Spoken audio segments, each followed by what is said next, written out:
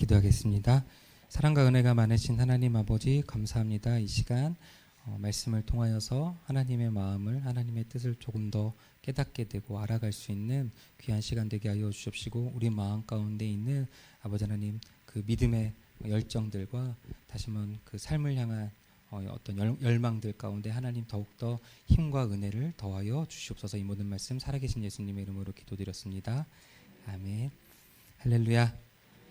우리의 삶에 깃든 주의 은혜를 따라 오늘도 하나님의 말씀 앞에선 성도들을 축복해 주시고 하나님의 마음과 사랑을 더욱더 내 삶의 구체적인 증거와 믿음의 확신으로 여길 수 있는 그러한 예배가 될 수 있도록 오늘도 이 시간 우리를 인도해 주신 하나님 앞에 감사와 찬양을 드립니다.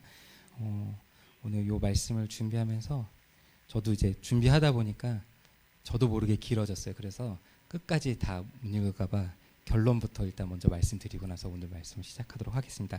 결론은 질문 형식으로 제가 구성을 좀 해봤는데요. 제가 좀 질문을 드려볼게요. 우리가 신앙 안에서 찾고 기다리는 것은 무엇입니까? 우리가 하나님을 신앙하잖아요. 근데 이 신앙을 하면서 신앙 안에서 과연 찾고 또 기다리는 것이 무엇입니까? 그리고 예수를 믿고 난 후에 얻게 될 이 질문에 이어서 그 찾고 기다리는 것이 예수를 믿고 난 후에 얻게 될 안녕이나 혹은 복입니까? 아니면 또는 건강과 잘됨입니까? 또는 대대손손 풍요 속에서 살아가는 것입니까? 또는 기독교가 지배하는 세상입니까? 또는 개종이나 선교입니까? 아니면 사랑입니까? 만약 예수가 이 땅에 와서 내가 싫어하거나 또는 혐오하거나 미워하거나 좀 불편해하거나 구원의 가능성이 없다 했던 이들의 메시아로서 그들과 예수님이 만약 함께 하신다면 여러분들은 어떻게 하실 것입니까?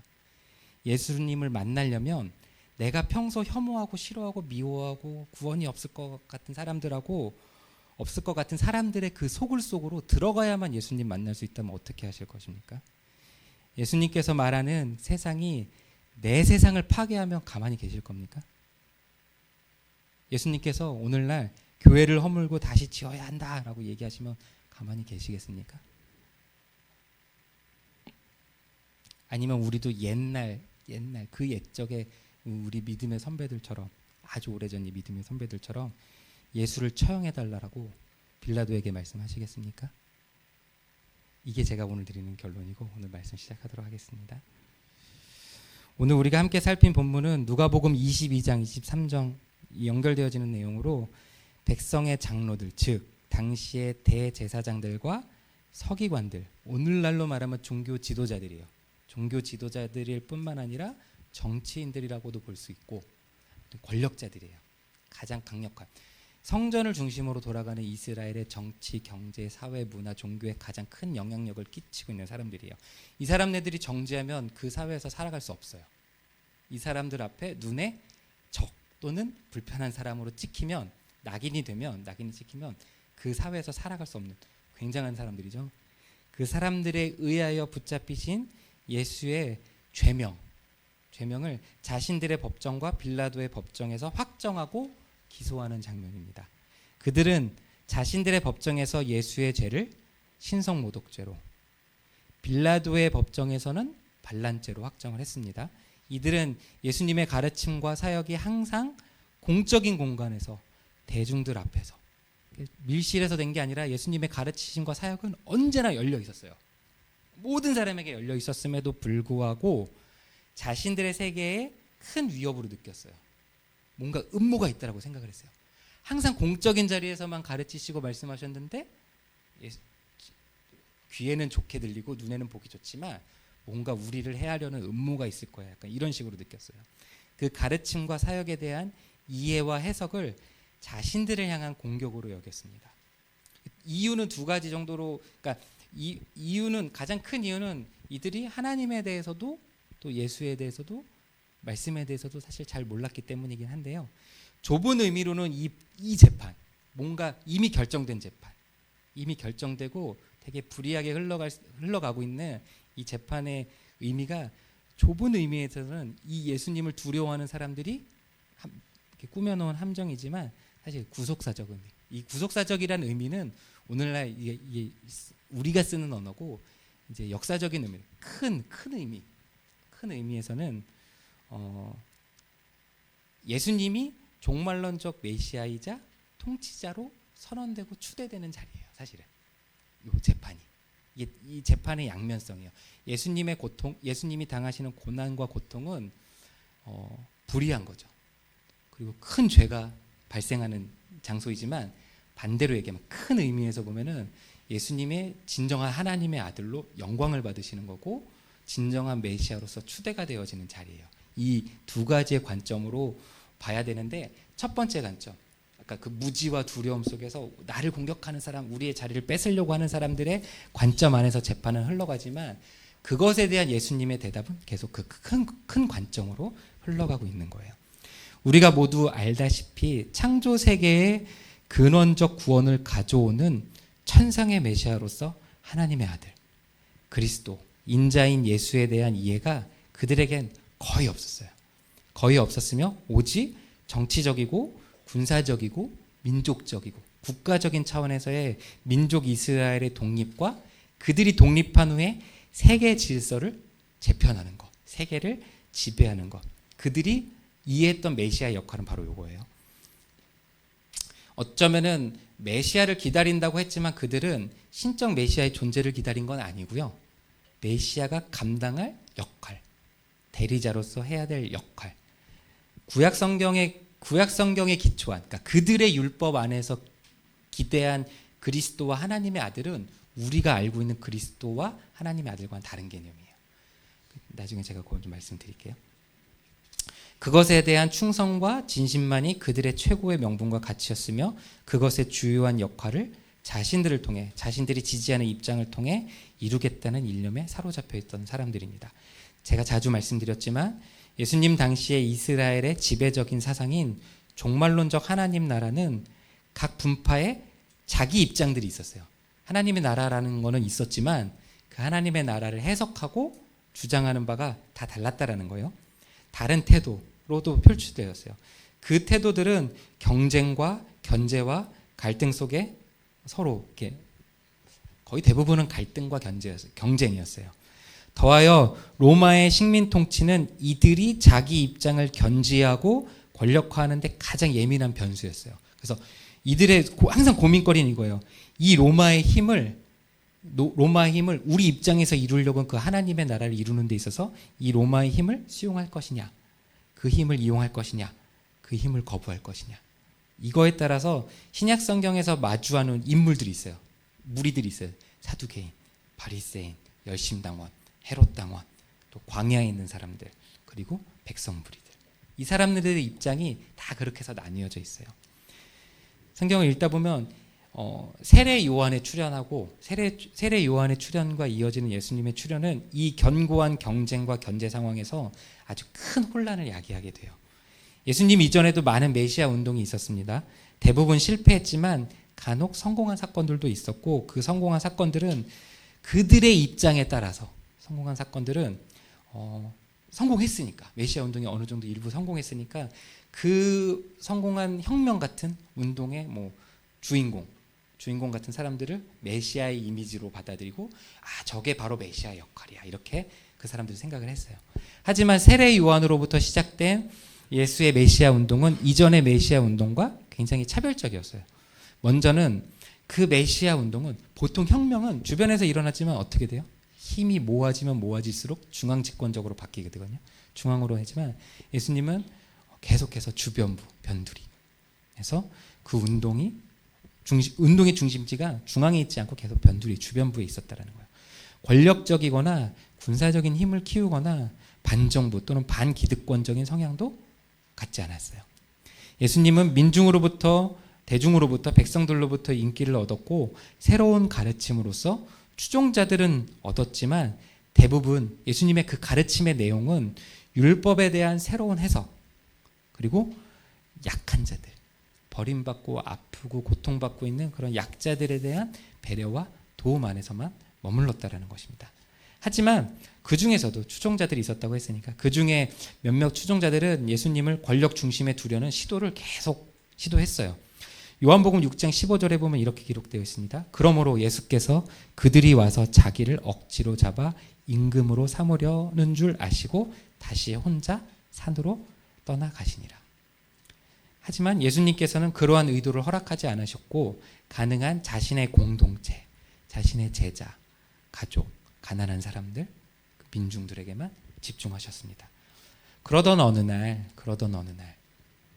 예수님은 누가복음 9장 51절의 기록처럼 승천하실 기약이 참해 자신의 발걸음을 예루살렘으로 옮기십니다. 그 이유에 대해서는 다양한 의견들이 있습니다. 제가 그 의견들을 간단하게 소개해 드릴게요. 예수님께서 그동안은 사역을 중심부로 옮기지 않으셨는데 어느 날 갑자기 제자들과 회의를 하거나 누구의 요청에 의한 게 아니에요. 예수님 기도하시던지 사역 중에 계셨을 때 때가 찼다라고 바로 느끼신 거예요. 신적 시간의 성취, 즉 승천하실 기약이 참해라는 표현은 하나님의 구속 계획이 정해진 시간에 맞추어 성취되어야 된다라는 것으로 볼 수 있었다라는 것입니다. 예수께서 이 결단을 내린 것은 하나님의 섭리에 따라 구속사의 중요한 순간이 도래했다라는 겁니다. 그러니까 즉 구속사적 시간의 성취 때문에 발걸음을 옮기셨다라고 하는 거예요. 두 번째는 예수님이 하셨던 갈릴리를 중심으로 하셨던 그 사역이 이제 성숙되었다라는 거예요. 성숙되었다는 거예요. 사역이 점차 확산되면서 예수님은 단순히 가르침과 기적으로만 하나님의 구속 계획을 완성할 수 없다라는 거 알고 계셨고 그렇기 때문에 예루살렘으로 이동하셨다라는 겁니다. 이거는 예수님의 사역이 성숙되었다라는 것을 의미한다는. 이게 성숙되었다라고 하는 것은 이게 완성되었다는 개념이 아니라 앞으로 예수님 십자가에 달리시고 부활하신 뒤에 일어날 교회의 사건들, 성령의 사건들까지도 이미 그 단계가 다 완성되었기 때문에 넘어가셨다라는 거예요. 세 번째는 시대적 한계. 예수님의 사역이 예수님의 어떤 가르침이 큰 인기를 얻을수록 계속해서 반대자들의 반대도 더 강력해져요. 그러니까 이미 예수님 자체를 권력자들은 되게 정치적인 위협으로 느끼고 있었어요. 단순히 내부적인 정치적인 위협으로만 느꼈던 건 아니에요. 요한복음에 보면 대제사장 가야바, 그 해의 대제사장 가야바는 예수 한 사람으로 말미암아 우리가 로마로부터 미움을 받아서 우리 민족 전체가 큰 고난을 당할 수도 있다라는 생각을 해요. 애국자죠. 우리 민족이 예수님께서 뭔가 능력이 있고 뭔가 그런 건 알겠는데 하지만 이것이 로마의 눈에 비쳤었을 때 반란으로 이렇게 되면은 로마가 우리를 가만두겠냐. 그래서 대제사장 가야바가 이렇게 고백돼요. 한 사람으로 말미암아 우리가 다 구원을 얻자. 이렇게 얘기를 하고 예수님의 어떤 재판들을 계획하는 거거든요. 그런 의미에서도 그 한계가 다 달았다라는 거예요.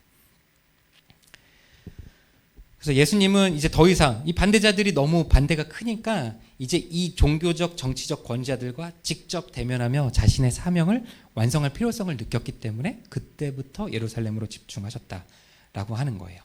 어찌되든 이렇게 시작된 메시아의 여정은 돌아갈 길과 장소를 남기지 않는 여정이었어요.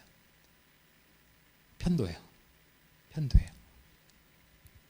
우리가 살핀 누가복음에서 예수가 직접 밝힌 이 여정의 필연적인 결말은 예수님의 고백에서 계속 나타나요. 9장 22절에 또 이르시되 인자가 많은 고난을 받고 장로들과 대제사장들과 서기관들에게 버림받아 죽임을 당하고 제3일에 살아나야 하리라 하시고, 그 다음에 9장 44절 45절 너희는 이 말을 귀에 담아두라. 인자가 장차 사람들의 손에 넘기우리라.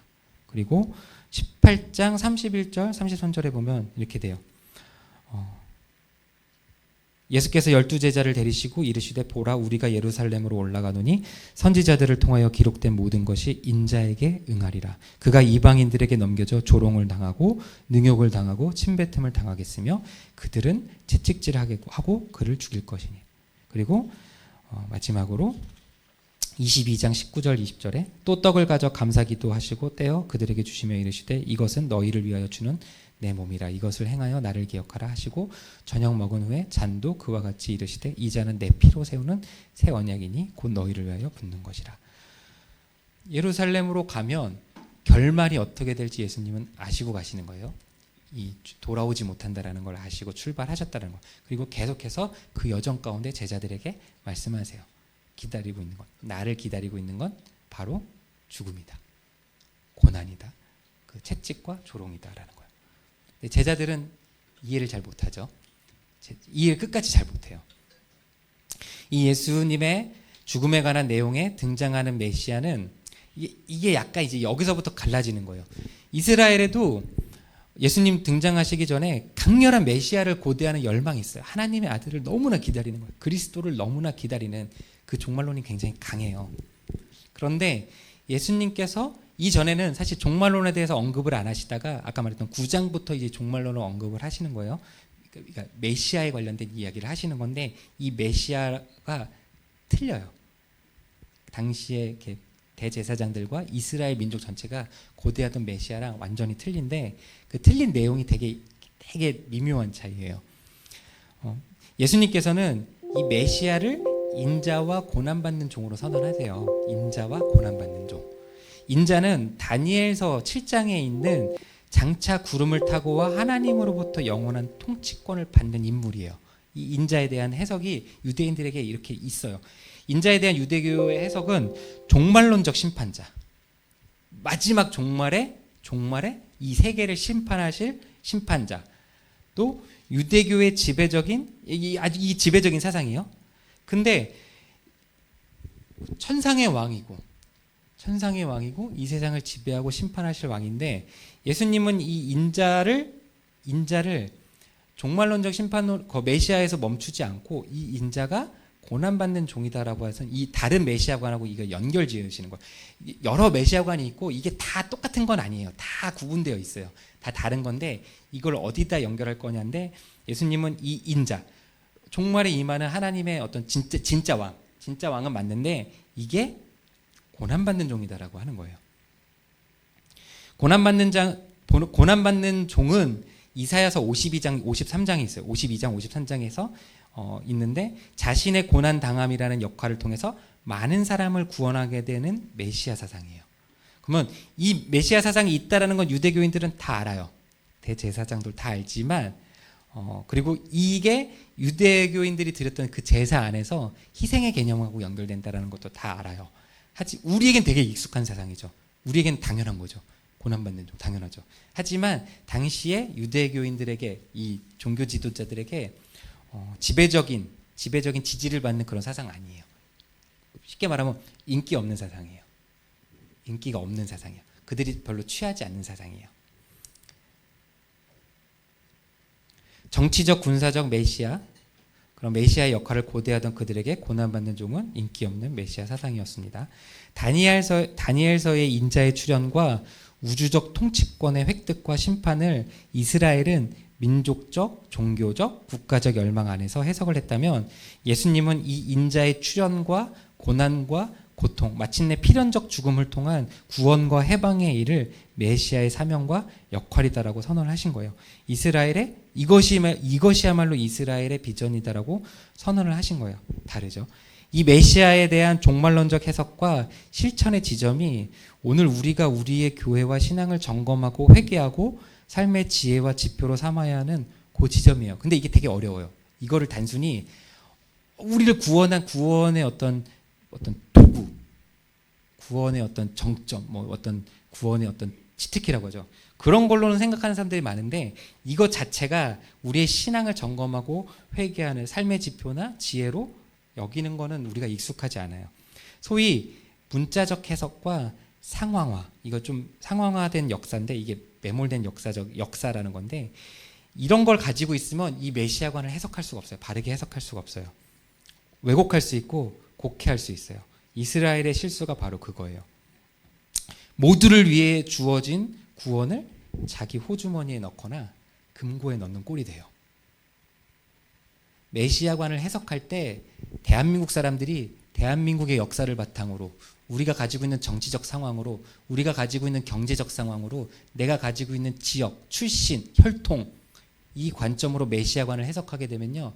하나님께서 모두를 위해 주신 모든 시간을 통하여 이루실 그 구원을요.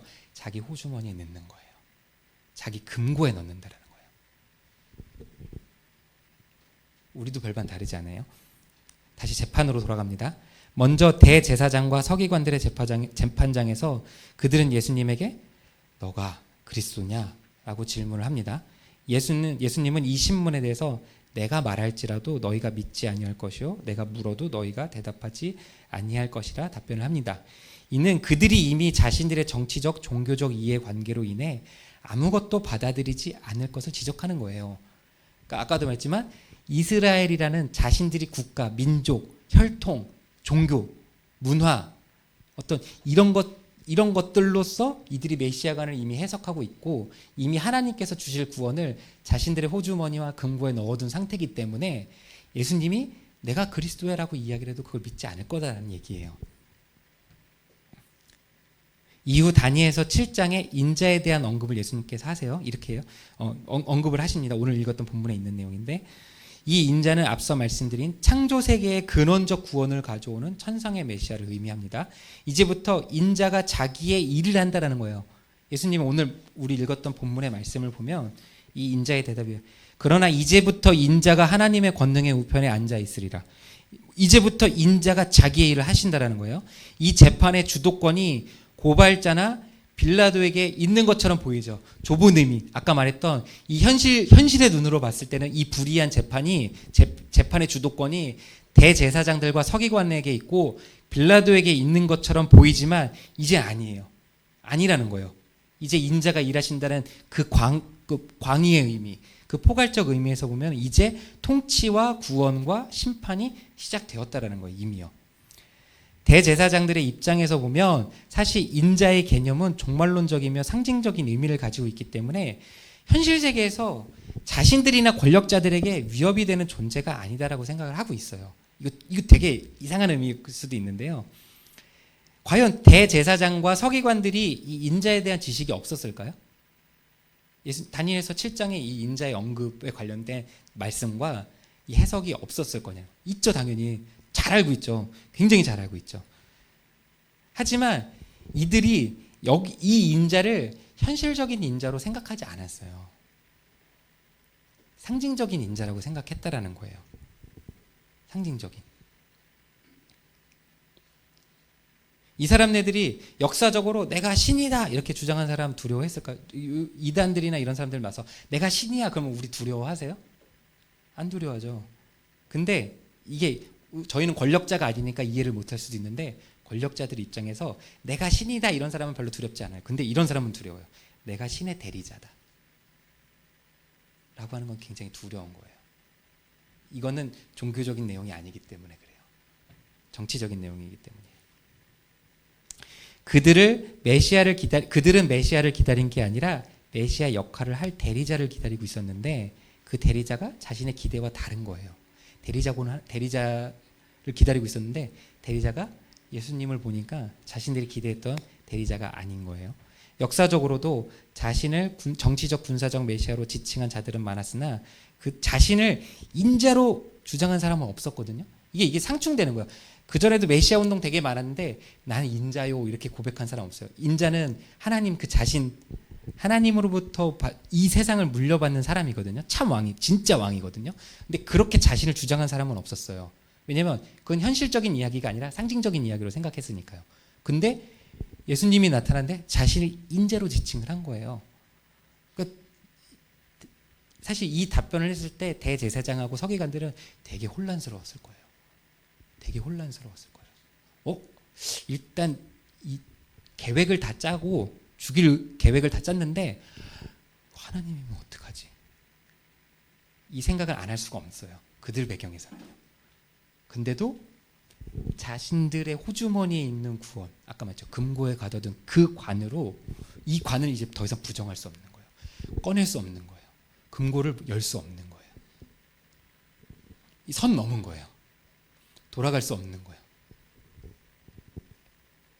잘못된 걸 알아도 우리 아이들이 뭔가를 막 주장했는데 나중에 잘못된 걸 알아도 이제 어느 정도 감정의 선이 넘어가면 잘못을 인정 못 하잖아요. 그냥 무너지는 거예요. 그런 상황인 거예요. 더 이상 돌아갈 수 없는 상황까지 돼버린 거예요. 저주죠. 대제사장인데 종교 지도자인데 내가 메시아를 지금 죽이게 된 거예요. 하나님의 아들을 진짜 죽이게 된 건데 돌이킬 수 없는 상황이 돼버리는 거예요.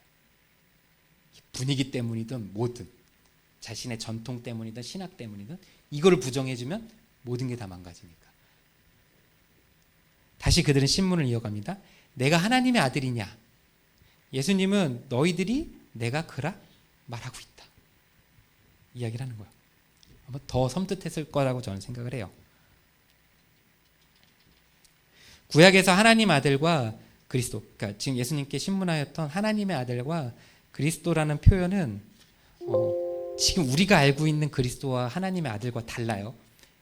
유대인들이 생각하는 그리스도인하고 하나님의 아들은, 어려운 내용이지만 신성을 내포하지 않아요. 신성을 내포하지 않아요. 각각 하나님과의 특별한 관계와 기름 부음을 받은 역할이 강조되는 거예요. 역할이 강조되는 거예요. 그들에게는요. 오늘날 우리는 예수님으로 말미암아 그리스도와 하나님 아들이 예수님의 신성을 지시한다라는 걸 우리는 인정하고 있잖아요. 우리는 다 이게 상식이잖아요. 하지만 구약의 이스라엘은 아니에요. 그렇지 않아요. 표현이 같은 거예요. 지금 이게 다른 의미예요. 이 표현들은 신적 본질보다 구속적 사역과 권위를 나타내며 신약에서 예수의 신성과 메시아적 역할과는 다른 개념이에요. 그러니까 즉 이들은 예수님을 보고 정죄를 하잖아요. 정죄를 한 게 하나님으로서 정죄를 한 게 아니라 메시아가 출현했는데 그 대리자가 아니야. 근데 이게 대리자를 평가하는 게 자기 기준인 거예요. 그러니까 죽인 거예요. 근데 죽이는 과정에서 예수님의 신성이 드러나는 거예요. 근데 멈출 수 없는 거예요, 그냥. 이게 진짜 아이러니고 이거 저주예요. 이게 진짜 저주예요. 예수님의 신성, 자신들이 그리스도 하나님의 아들, 그러니까 하나님의 아들, 이런 대리자의 역할로서 아닌 사람을 심판하고 있는데, 심판하는 중간에 신성이 드러났는데 재판을 멈출 수가 없는 거예요. 이 대화의 결과는 하나님의 아들, 그리스도, 인자, 고난받는 종으로서 메시아의 역할에만 집중된 유대교적 한계를 본질적 신성의 차원으로, 되게 어려운 말이라서, 통합하는 결과를 함의하고 있다. 이게 제가 했던 그 말이에요. 그러니까 이 재판을 통해서 유대교의 한계가 드러나는 거예요. 왜 유대교로서 그 구원이 하나님께서 계획하신 그 구속사적 역할이 완수가 안 되냐면, 이들은 하나님의 신성을 받아들일 준비가 안 돼 있는 거예요. 이들이 생각하는 하나님, 이들이 전하려고 하는 어떤 야훼 하나님은요, 다 자신들의 민족, 혈통, 역사, 문화 이 안에 다 갇혀 있는 금고 안에 있는 하나님이기 때문에 이게 모두를 위한 구원으로서의 기준이 되지 못해요. 기준이 안 돼요. 그러니까 이 재판은 예수님이 유대교가 계속 선언하고 있었던 메시아관이 틀렸다라고 얘기하는 거고, 그 메시아관이 부서지는 장면이에요. 본문은 구속사적 개념에서 예수에 대한 불이한 고발과 재판이지만, 유대교의 기대와 다른 예수의 행보와 처지가 곧 인자의 통치의 시작으로 그리스도이시며 하나님의 아들로서 인자의 자기 역할을 감당하는 것으로 선언한 거예요. 그전에는 그리스도와 하나님의 아들은 신성이 아니에요. 신이 아니에요. 그냥 대리자예요. 근데 이 사건을 통해서 그리스도, 하나님의 아들, 인자가 다 하나가 되는 거예요. 하나가 되는 거예요. 그렇게 선언하는 거예요. 그러니까 자신들을 대리할 메시아이니까 고난을 받으면 안 돼요. 우리의 대리자가 힘없고 고난당하고 이게 그러면 안 돼요. 왜냐면 힘 있고 다윗과 같고 솔로몬과 같아서 우리를 이렇게 세워야 되는 건데, 이렇게 되면 안 되는 거예요. 그들 입장에서는요. 그 다음 재판은 빌라도 재판입니다. 누가복음 23장 2절에서 예수의 반대자들은 예수를 빌라도에게 고발하여 우리가 이 사람을 발견하였는데 우리 민족을 미혹하고 가이사에게 세금 바치는 것을 금하며 자칭 왕 그리스도라 하더이다. 그들은 대리자를 고발하는 거예요. 대리자를 고발하는 거예요. 이 사람 정치적인 선동가예요. 그러니까 아까도 제가 말씀드렸죠. 내가 신이야 이런 사람들에겐 관심이 없어요. 근데 뭐야? 내가 신의 대리자야라고 하는 사람들한테 관심이 있다고 했잖아요. 정치인을 고발하는 거예요. 지금요. 빌라도에겐. 하지만 빌라도는 신문을 통해 그가 인자 곧 자신을 신으로 고백한 사람이지 자신을 대리자로 고백한 사람이 아닌데? 라는 거예요. 빌라도의 판단이 그거예요. 그렇기 때문에 빌라도 입장에서 예수는 별로 로마나 나에게 정치적으로 큰 위협이 안 되는데? 라고 큰 잘못이 없는데? 그렇게 되는 거예요. 이전에 있었던 메시아 운동처럼 내가 그리스도 하나님의 아들이다. 그러니까 대리자다. 구약의 개념에서 그렇게 외쳤으면 빌라도가 사형했을 거예요. 근데 보니까 이 사람은 자기를 인자로 얘기를 했는데, 자기 신으로 얘기를 했는데, 그건 니네 종교적인 문제지. 나에겐 상관이 없는데? 라고 해서 무죄를 때리는 거예요. 때린다. 무죄라고 판단을 하는 거예요. 이는 예수께서 실제로 이러한 주장을 직접 하신 것은 아니며, 아까 말했지만 고발의 내용들 있잖아요. 가이사에게 세금 바치는 것을 금하며 이렇게 고발하잖아요. 근데 저희는 다 알잖아요. 이게 사실이 아니다라는 거. 실제로 20장 25절에 예수님은 이렇게 얘기하셨어요. 가이사의 것은 가이사에게, 하나님의 것은 하나님께 바치라. 근데 이 말을 바꿔서 가이사에게 하죠. 똑같은 것 같아요. 예전이나 지금이나 뭔가 이런 불이한 재판이 진행되는 과정에서 증거를 조작하거나 인멸하는 건 다 비슷한 것 같아요. 그렇게 하는 거예요.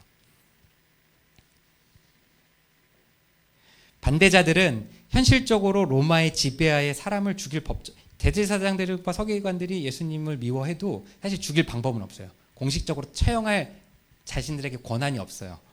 그러니까 자신들 안에 자기들끼리는 신성모독이다 해가지고 막 이렇게 일을 크게 벌릴지라도 사실 처벌할 근거는 없어요. 왜냐하면 나라가 없기 때문에. 그러니까 로마의 힘을 빌려서 자신들의 하나님의 나라를 자신들의 방식으로 이루려고 하는 거예요. 아까도 했죠. 이들 고민이 로마법을 이용할 것인가 반대할 것인가라고 했잖아요. 자신들도 각자 하나님의 나라를 주장해요. 하지만 이 하나님의 나라를 어떻게 이룰까? 근데 더 아이러니는 원래 이 대제사장들하고 서기관들은 로마의 힘을 이용하자는 사람들이 아니에요. 더 재밌는 건 바리새인들이라고 하는 사람들은 로마와 대척점에 있는 거예요. 이들은 모세의 율법을 회복해서 신앙을 우리가 제대로, 말씀을 제대로 다시 말씀 앞에 서고 공부하고 이 말씀을 우리 삶 가운데 적용시켜서 구원을 이루자, 독립을 이루자라는 입장이거든요. 근데 그들이 지금 자신들이 평소에 반대했던 로마의 힘을 빌리는 거예요. 이것부터. 그들이 원하는 메시아적 역할은 독립이며 이방을 지배할 힘과 명분을 얻는 것인데 오히려 그 힘을 빌려 메시아를 처단하려는 아이러니를 보여주고 있는 것입니다. 하지만 공교롭게도 로마의 법이나 빌라도의 인격은 이 대제사장들과 서기관들보다 훨씬 훌륭해요. 로마의 법하고 빌라도의 인격은 훨씬 더 훌륭해요. 누가복음 23장에서 빌라도가 예수님에게 이렇게 묻습니다. 내가 유대인의 왕이냐? 라고 물었을 때 예수님은 네 말이 옳도다라고 대답을 합니다. 이 대화로는 이걸로는 우리가 그냥 오해할 수 있지만 빌라도는 오해하지 않아요. 빌라도는 이 대답을 듣고도 예수를 위협적인 인물로 간주하지 않았으며 나아가 그를 무죄로 판단했습니다. 이를 이해하기 위해서는 약간 로마의 정치적 그리고 법적, 문학적인 그런 맥락을 좀 살펴볼 필요가 있는데요. 문화적으로는 그러니까 로마 제국에서는 왕이라는 칭호가 반드시 권력을 의미하지 않아요. 로마의 왕이라고 우리 안 부르죠. 뭐라고 부르죠? 카이사르. 다르게 부르잖아요.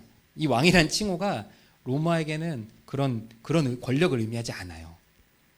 그러니까 이런 개념이죠. 어느 집안에서 그 가장을 너는 우리 집안의 왕이야. 이런 개념이에요. 이런 개념. 그렇게 생각하시면 돼요. 특히 로마의 관리들은 현지의 종교적 혹은 상징적 지도자가 주장하는 왕이라는 칭호를 로마 황제의 권위에 도전하는 것으로 여기지 않았습니다. 예수님의 유대인의 왕이라는 주장은 빌라도에게는 정치적 반란을 시도하려는 의도보다는 그냥 종교적 선언, 상징적 주장, 그냥 약간 이상한 사람 이 정도밖에 안 돼요. 아까도 말했지만 내가 신이야 이런 사람 우리가 듣는 거랑 똑같다라는 거예요. 그런 개념밖에 안 돼요.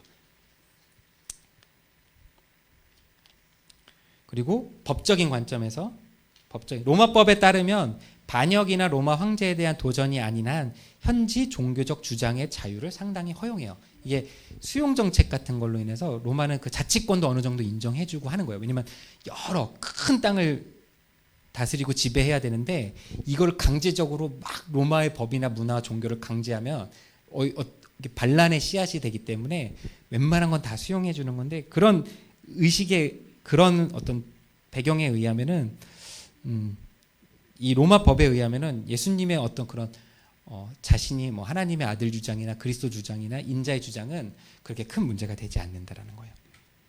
황제의 권위에 직접적으로 도전하는 것도 아니에요. 그러니까 빌라도는 이것을 법적으로 문제 삼지 않는 거예요. 정확히 3번 죄가 없어, 죄가 없어, 죄가 없어 3번을 이야기하거든요. 그 정도예요.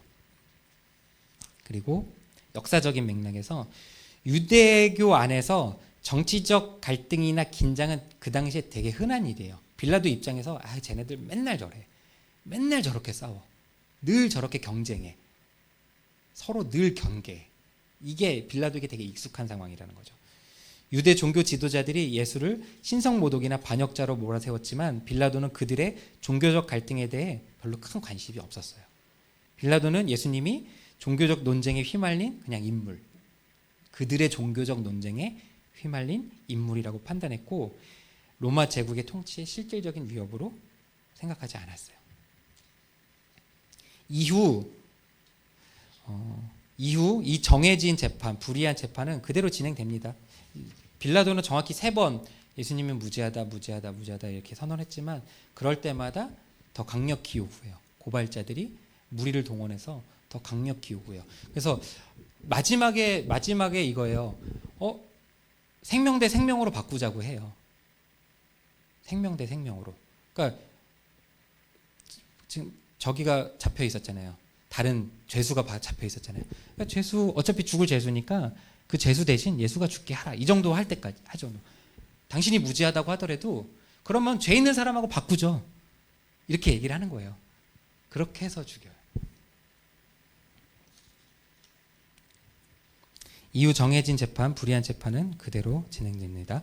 예수의 무죄를 주장한 유일한 사람이 빌라도였다라고 하는 것은 이 재판이 얼마나 참혹하고 잘못된 재판인지를 보여주는 것입니다. 예수님의 무죄를 주장한 사람이 빌라도예요. 근데 빌라도의 잘못은 그럼에도 불구하고 책임이 높잖아요. 직위가 높잖아요. 책임과 직위가 높을수록 어떤 게 요구돼요?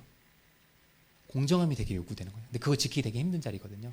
그럼에도 불구하고 빌라도는 그 책임 있는 자리에서 자신의 양심과 법적인 어떤 그런 것들을 지켰어야 되는 거예요. 근데 그걸 지키지 못한 게 빌라도의 죄예요. 하지만 그 과정에서 예수님의 무죄를 주장한 유일한 사람이에요. 유일한 사람이에요. 결론입니다.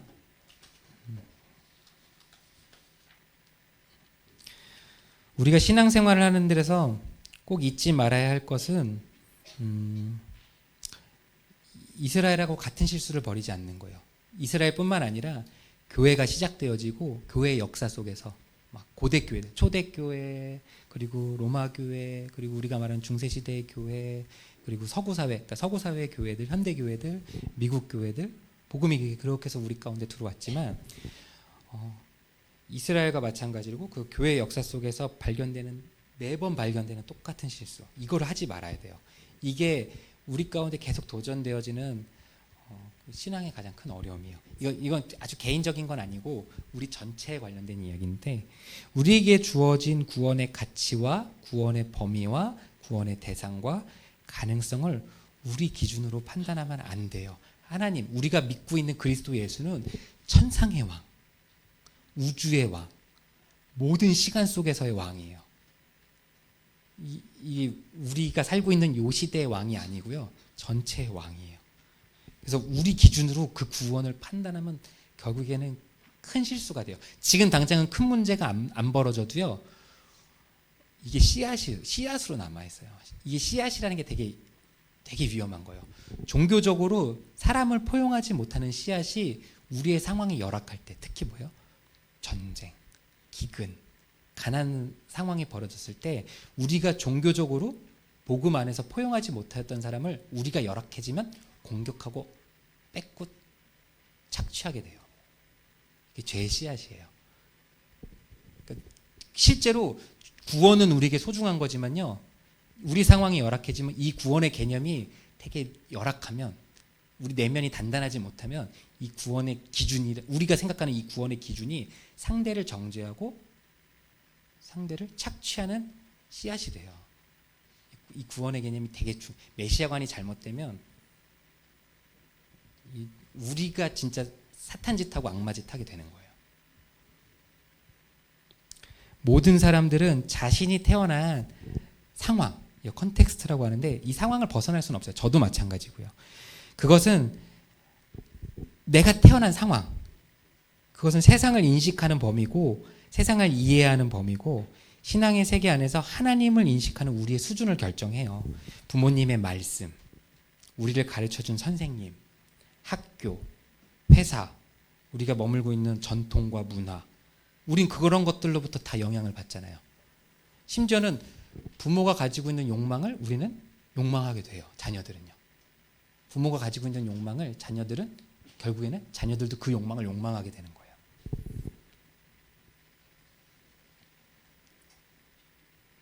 이것이 우리를 형성하고 결정해요.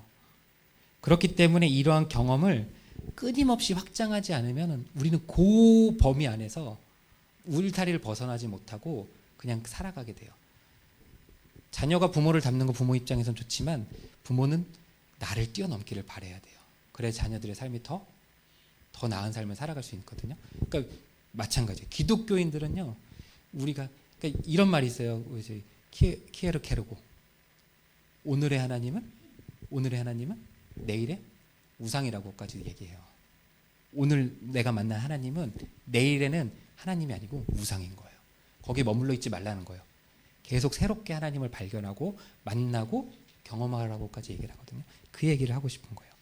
그렇기 때문에 이러한 경험을 끊임없이 확장하는 것이 매우 매우 중요합니다. 그러나 확장하기를 멈춘 이후로는 누구나 편협한 순간, 편협하게 된 자신을 만나게 돼요.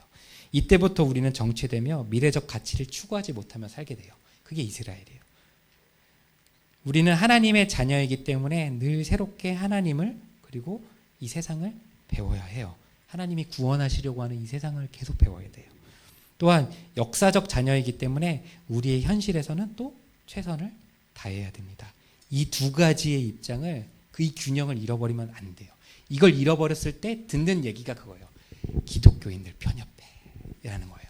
이게 이 세속화를 얘기하는 게 아니에요. 이게 열려있는 기독교인들은요, 세속화를 두려워할 필요가 없어요. 사실은요. 기독교의 신앙은 어쩌면 편협함과 싸우는 거예요. 편협함과 싸우는 거예요.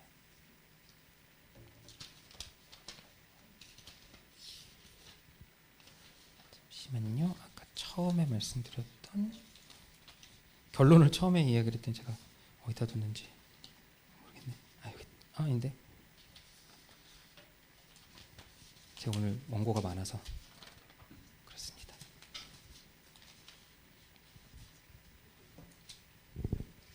죄송합니다. 여기다.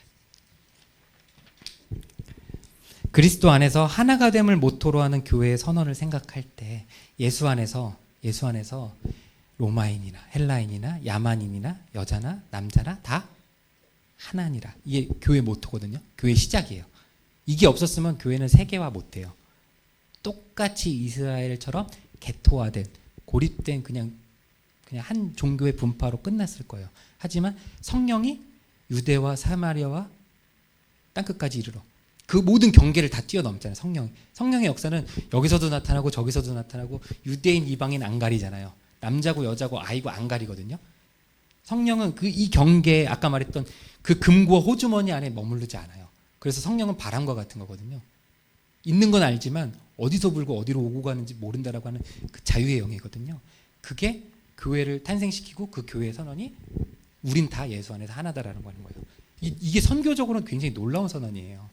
이게 오늘날 우리로 하여금 그리스도인이 되게 한 선언인데, 이 선언을 생각할 때 교회의 위기는 정치, 경제, 사회, 문화, 인종적 구분, 기준들을 구원 또는 성도의 기준으로 삼을 때인 거예요.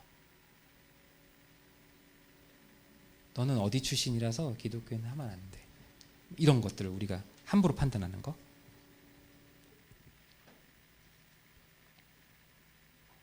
그것을 막기 위해서 기독교의 가장 핵심, 가장 내부자라고 하긴 좀 그렇지만 가장 내부자, 핵심 내부자, 본질이 자기를 희생한 거예요. 예수님이요. 하나님이, 쉽게 말하면 하나님이 희생하시면서 니네 싸우지 마, 이렇게 얘기를 하는 거예요. 그런 차이 때문에, 그런 기준 때문에 싸워? 결국 겨우 하지 마. 차라리 내가 나를 희생할 테니까 이걸 본받아. 이 사랑과 희생을. 신이 자기네, 신과 인간의 경계가 있는데 그 경계 허물고 뛰어 넘어오신 거잖아요. 넘어오시는 것에서 그치지 않고 담벼락 완전 허무신 거예요. 그러니까 예수님 돌아가시고 나서 첫 번째 기적이 보여. 그죠? 하나님과 막았던 그 휘장이 갈라지는, 그게 가장 핵심이에요. 그걸 놓치면 기독교는 편협한 거예요. 그걸 놓치면 기독교는 편협한 거예요. 그게 첫 메시지예요. 예수님 돌아가시고 나서 첫 메시지가 휘장이 갈라진 거예요. 갈라진 거예요.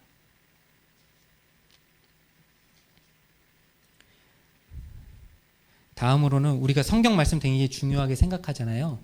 생각하잖아요. 근데 성경 말씀 중요하지만 우리가 이 성경 말씀은 100% 해석이 안 되잖아요. 100% 해석할 수 있는 사람 아무도 없어요. 그래서 이 말씀의 이해를 풍부하게 만들어주는 다양한 해석들을 겸손하게 배우셔야 돼요. 겸손하게 배우셔야 돼요.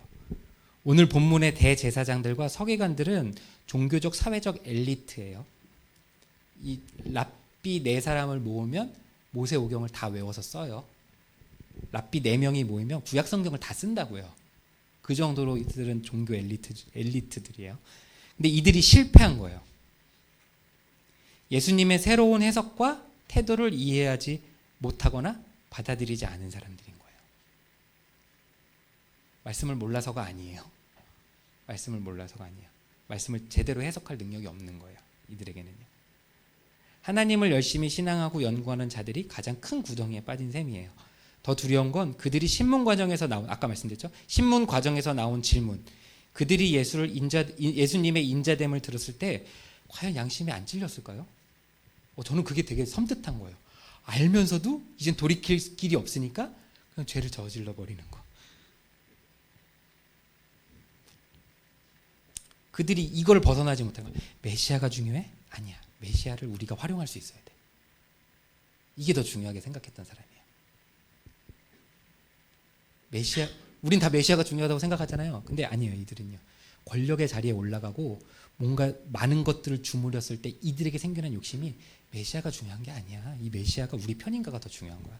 우리 편이 아니면 이렇게 되는 거예요. 그들은 당장 메시아 역할을 할 대리자, 즉 자신들의 편에 설 수 있는 정치적 리더십을 원했던 것, 또한 내 편에서 내 꿈을 실현해 줄 대리자를 찾고 있었던 것입니다. 예수가 메시아일지라도 현재로서는 도움이 안 된다고 여겼던 사람이 분명해요. 그렇게 그들은 역사 속 수많은 대리자, 선지자, 예언자들을 자신들의 쓸모에 따라 억압하고 죽여왔던 것이에요.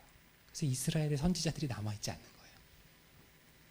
마치 예수님도 그런 사람들처럼 그들이 죽이는 거예요. 하나님을 사랑한다, 믿는다 하면서 예수님께서 따른 또 가르치신 가치를 따르지 않는 삶은 결국 불의한 재판에서 억울하게 죽어간 의인의 재판에 동의하게 된 거나 마찬가지예요. 동의하게 된 거예요. 그 재판에 그냥 구경꾼이 된 거나 마찬가지예요. 그 억울한 재판에 저항하는 참된 신앙은 우리의 편견과 편협함, 비겁함을 버리고 진실과 정의를 추구하고 바로 예수님께서 가셨던 그 길, 계속 나의 경계와 담벼락을 허무는 일을 끊임없이 해나가는 거예요. 그게 아니면 하나님을 새롭게 만나거나 발견할 수 없어요. 진짜 마치겠습니다. 아까 제가 처음에 드렸던 질문, 우리가 신앙 안에서 과연 찾고 기다리는 것은 무엇입니까? 예수를 믿고 난 후 얻게 될 안녕과 복입니까? 아니면 건강과 잘됨입니까? 대대손손 풍요 속에서 살아가는 것입니까? 아니면 기독교가 지배하는 세상입니까? 개종시키는 것입니까? 만약 예수님께서 이 땅에 와서 내가 혐오하고 구원의 가능성이 없다 했던 이들의 메시아로 그들과 함께하면 어떻게 하실 것입니까? 예수를 만나려면 혐오하던 이들의 소굴에 들어갈 수밖에 없다면 어떻게 하실 것입니까? 예수님께서 말씀하시는 세상이 내 세상을 파괴하면 어떻게 하실 것입니까? 교회를 허물고 다시 지어야 한다면 가만히 계시겠습니까? 아니면 그러한 예수를 처형해달라고 빌라도에게 말씀하시겠습니까? 기도하겠습니다. 사랑과 은혜가 많으신 하나님 아버지 감사를 드립니다. 오늘도 우리에게 귀한 말씀을 허락하셔서 다시 한번 하나님의 마음을 깨닫게 하시니 감사를 드립니다. 우리를 구원하신 하나님의 참된 사랑과 그 희생이 정말 세상에 무엇보다도 크고 무엇보다도 놀랍다라는 걸 우리가 날마다 고백하는 것처럼 아버지 하나님 우리에게 맡겨진 이 믿음의 여정과 복음의 사명 앞에서 늘 겸손하게 새로이 하나님을 배우고 하나님을 깨닫고 나아갈 수 있도록 주님께서 우리를 붙잡아 주시옵소서.